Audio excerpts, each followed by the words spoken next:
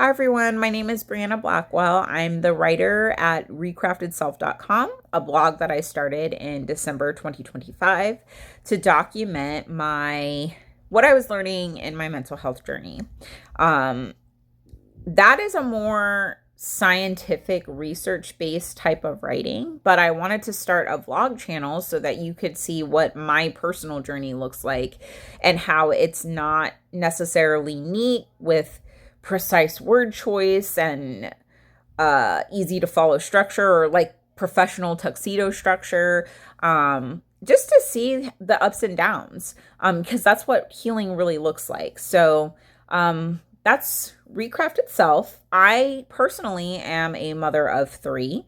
I homeschool. I was a former classroom teacher, and my husband and I have been married for almost 13 years now. So it's pretty busy around my home.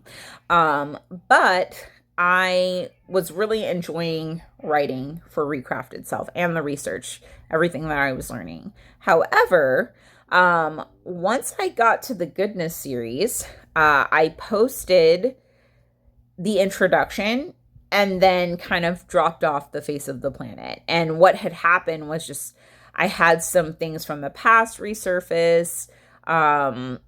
And I was kind of in survival mode when it came to my responsibilities as a mother, as a wife, and even taking care of myself. So when it came down to it, something had to go. And writing, because I put so much time into the actual writing, into the research, into reading books and things like that. But then I also had added social media like Pinterest and Instagram, and it kind of just got overwhelming because I was chasing optimized metrics. But I am learning in my personal healing journey that I need to let go of my need for control, not over other people, but over aspects of my life. Because the reality is that control is an illusion. You don't have it. You're just stressing yourself out trying to have something that's not possible in this world right now. And so for me, this vlog is my opportunity to kind of just let go of the need to control the structure, the word choice, perfectly polishing and making sure that everything's in place. That's my perfectionist, and she has a place, but she needs to stay there. I am learning to live my authentic self out loud and not be afraid of an audience. I think this will be a really good part of my healing. And if nothing else, it will be something I can look back at in 2 years and see how far I've come, because I have a 2-year plan of building the life that I want by the time I turn 40. So stay tuned, because I will be sharing what that looks like, just not right now, because I will get off on a tangent. So let's talk about the structure of the blog. If you've not been on recraftedself.com, what you can expect to find there is values-based, research-backed articles. So for example, the first series that I posted in December was love. So the first post, the cornerstone, kind of explained the research behind why it's a quality you want to cultivate. Like, how does it impact our mental wellness and things like that. So I introduced the value.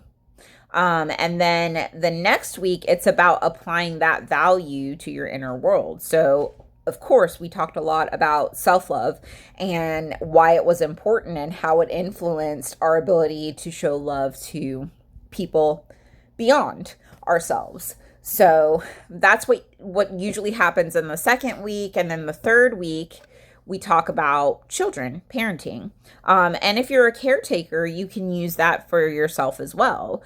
But I did that because oftentimes how we're applying a value to ourselves is going to influence how we apply that same value to our children. So for example, if you have a problem with negative self-talk and you're not being very loving and compassionate with yourself, there are a couple of things that could happen.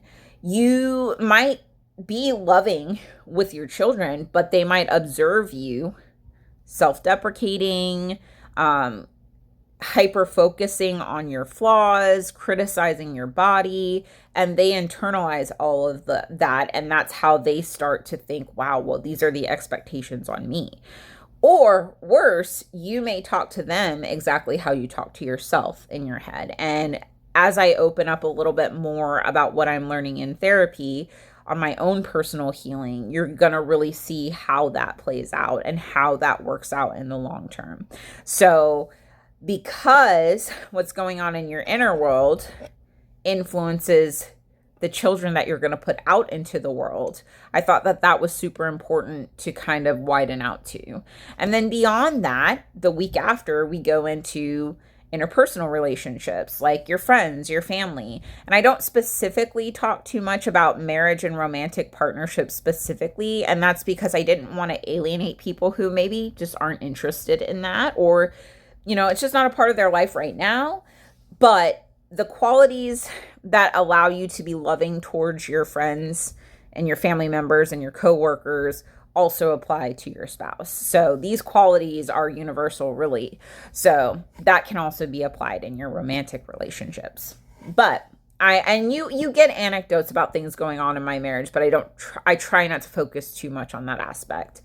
And then the final article of the month, usually, it does revolve around the community at large. How do we express love to people out in the community who maybe are emotionally dysregulated? Because the reality is, a lot of the poor behaviors that you might be encountering with strangers, there are usually underlying causes that if you learn about the types of emotional dysregulation that they might be happening to you, but once you learn about that, it starts to become easier to maintain the value of love, even when dealing with people who are not healing, maybe because they don't know how or they're just not interested. But you don't have to meet them at that level. You can absolutely, as they say, be the change that you want to see, and you don't know what your example will do. So we talk about that, and that includes the online community, but also the community that you live in, because both of those spaces can really challenge your ability to maintain your composure and regulation because of other people's what they're carrying. So that's just kind of what's going on with the blog. I tend to cite modern psychology research, and I have found that it has been very crucial for my healing journey because it allowed me to start to understand myself and even be compassionate with myself. Like I realized that the reason sometimes I don't always parent, and sometimes I get overstimulated, and when I do, that's when we tend to start, fussing. And it's not something that I want my kids to remember, but it can be a challenge sometimes because of mechanisms that are wired into the brain. They're more biological, and once you learn that, one, you can unlearn it, but two, you can start to be more compassionate with yourself. You can be like, you know what?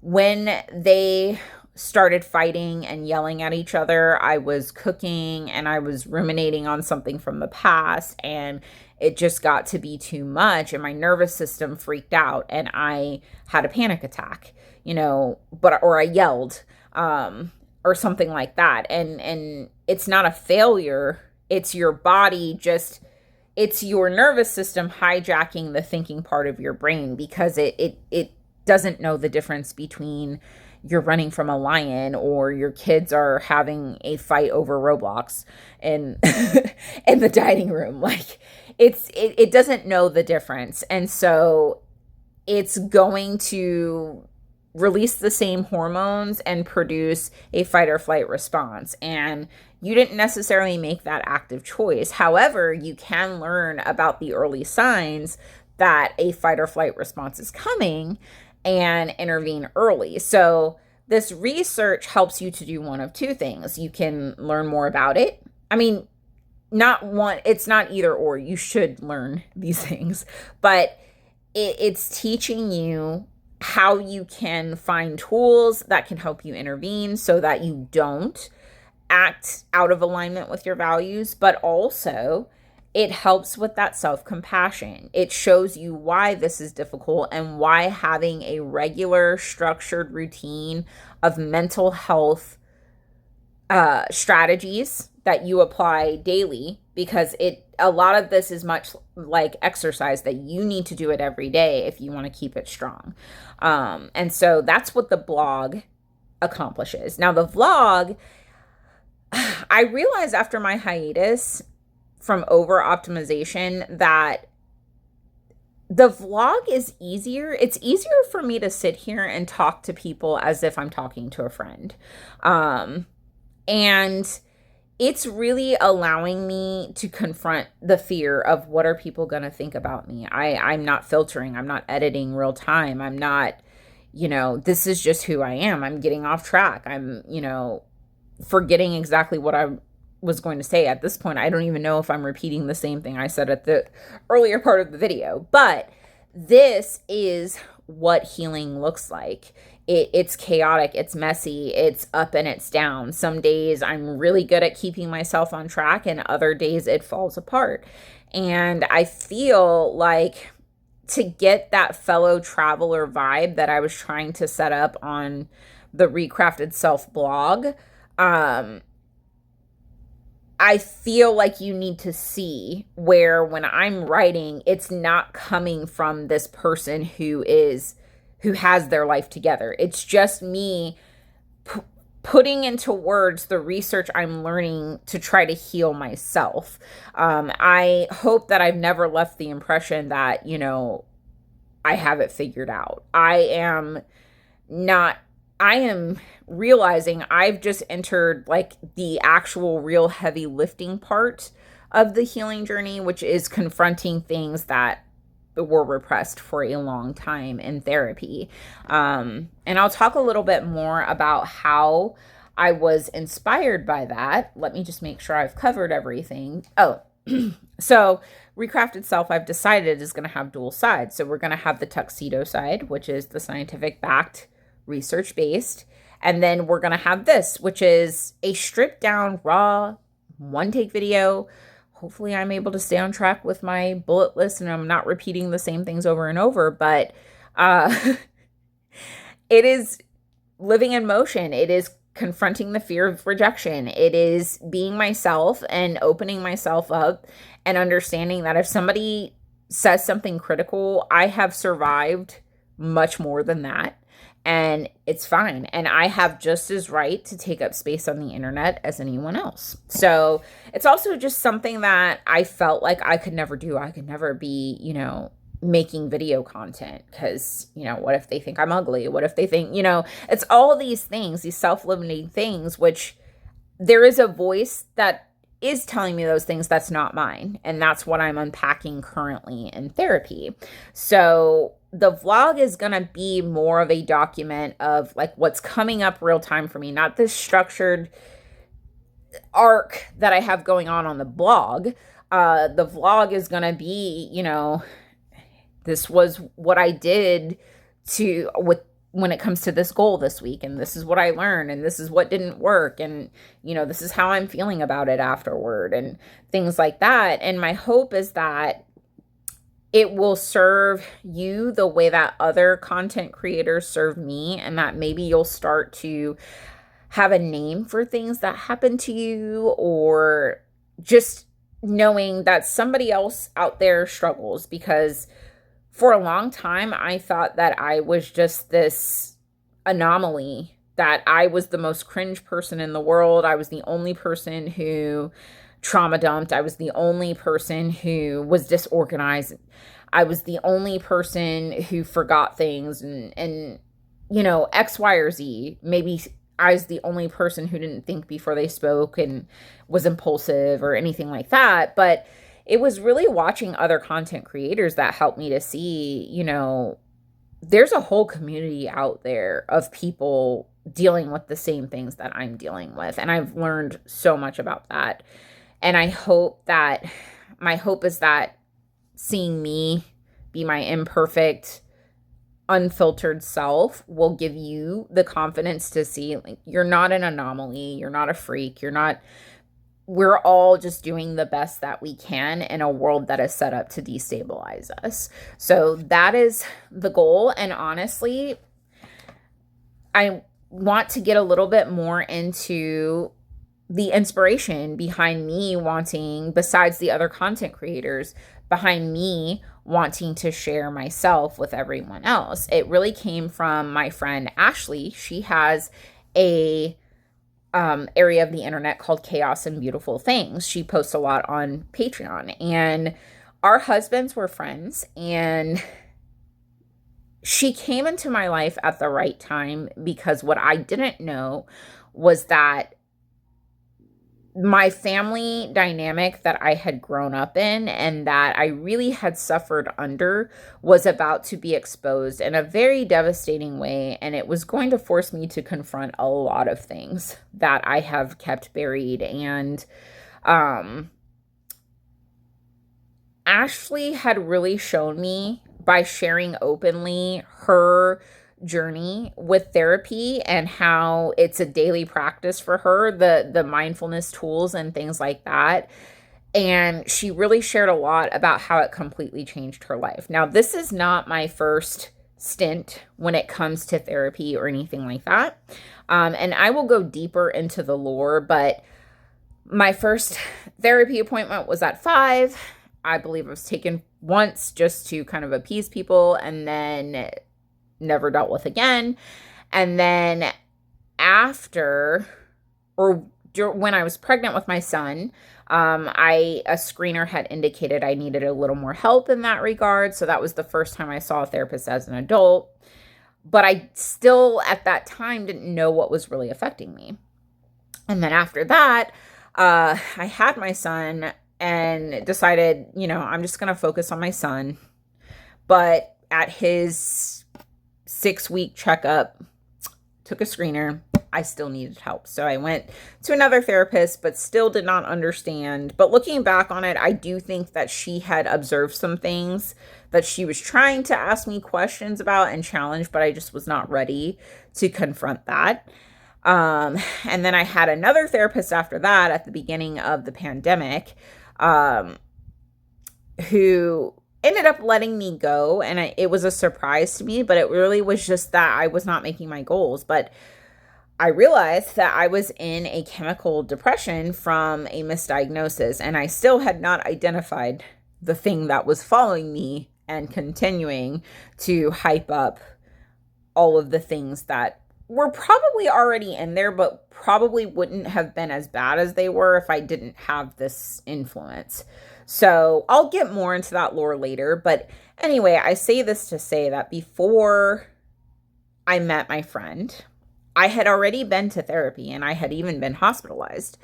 And I've collected tools over the course of my journey in mental health intervention. I've it used to frustrate me because I felt like, why are you telling me to breathe? Like, I breathe all the time. How is this going to help me when I'm having an anxiety attack?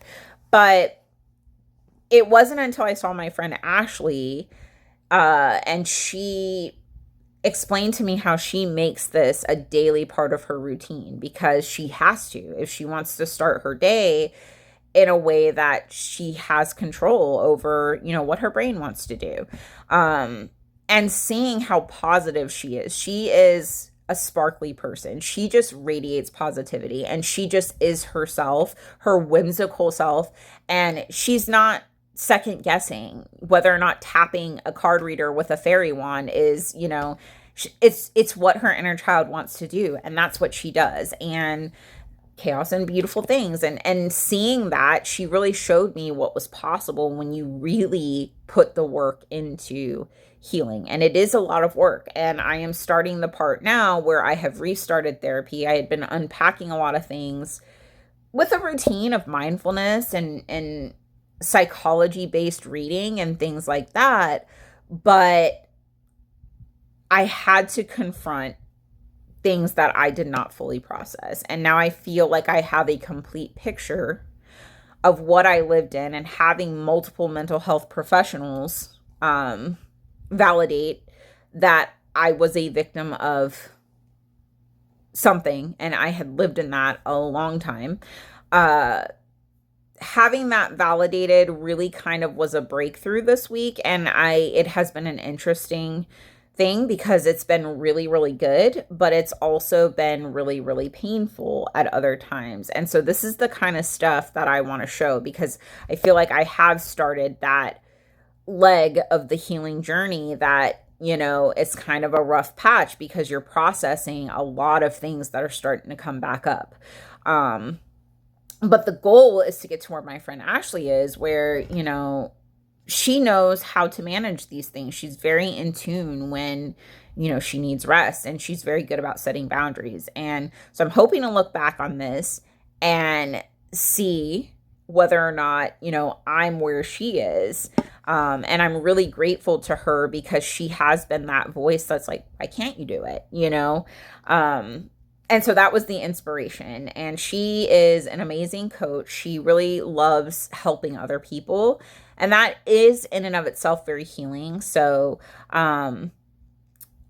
she's been my coach, basically, even though like she is my friend and I love her to death. Like, she has basically been my coach in this journey, and she's excellent at what she does. And it's that vulnerability.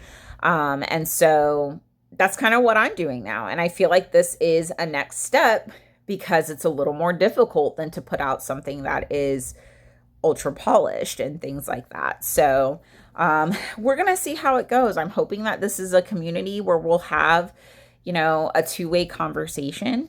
It may just be something that I go back and look at in 2 years. We're just going to see what happens. I don't know if I have any ambition of editing it heavily or not. I'm going to do what my friend Ashley does, and she just goes with the flow. And that is a part of my journey because I'm realizing I have to let go of needing to control how long it takes to lose weight. I'm not really focused on weight as much as I am like just building muscle, but like how long it takes to put on this amount of muscle, or how long, it doesn't matter. You have to learn to love the process, because realistically in anything, when it comes to mental health, when it comes to fitness and health and things like that, you have, 80 maybe plus years on this earth. And so whatever time you have left, that's the time you're going to have to do this stuff. So it can't be so rigid and controlled and things like that, because that's not how life works. And so this is an opportunity for me to just let myself flow like my friend Ashley, and trust the process, and trust that if I resonate with anyone, they'll be here. And just let go. Just let go and see what happens, and enjoy the excitement of not knowing what's going to happen. And there's nothing lost in me trying it. What do I have to lose? I put myself out on the internet. It is what it is. But let me see.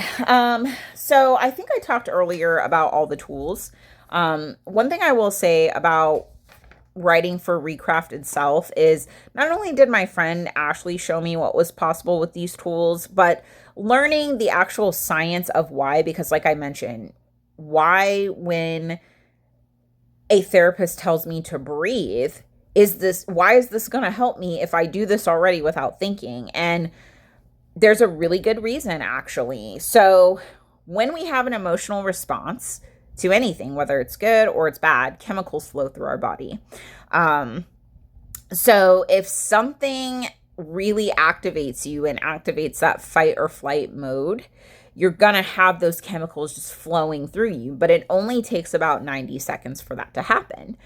But if you continue to think about the thing that is causing the chemicals to release, it's going to just keep going and going. And this is when the longer we do that, the less, our thinking side of our brain is activated, and the other side, which is really just, you're not actually making these choices at this point. It's just the survival script that's when these impulsive behaviors come out. So if you can break the focus on the thoughts that are releasing the emotions, then what happens is you are able to kind of hijack that response and bring your thinking brain back in and think things through before you do something you'll regret.